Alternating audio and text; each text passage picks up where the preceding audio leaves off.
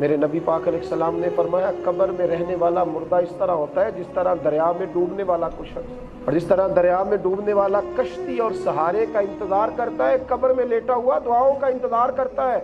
वो वहाँ लेटा इंतजार करता है कि मेरा भाई मेरे लिए दुआ करे, वो इंतजार करता है कि मेरा बेटा मेरे लिए दुआ करे, वो इंतजार करता है कि मेरी बेटी मेरे लिए दुआ करे, कोई दोस्त दुआ कर दे। कब्रों में लेटे इंतजार कर रहे हैं। अगर किसी के बच्चे लेटे हैं तो वो माँ बाप की दुआओं के मुंतज़िर हैं, दोस्त लेटे हैं तो दोस्तों की दुआओं के मुंतज़िर हैं।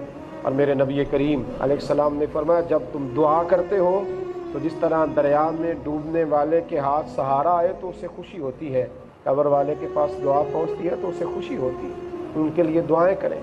मेरे नबी पाक अलैहिस्सलातु वस्सलाम ने फरमाया, मेरी उम्मत कब्रों में गुनहगार जाएगी, निकलेगी तो नेकोकार निकलेगी। या रसूल अल्लाह सल्लल्लाहु अलैहि वसल्लम अब कैसे नेक हो गई? फरमाया, पिछलों ने दुआएं ही इतनी की थी कि अल्लाह ने सारे गुनाह माफ़ फरमा दिए।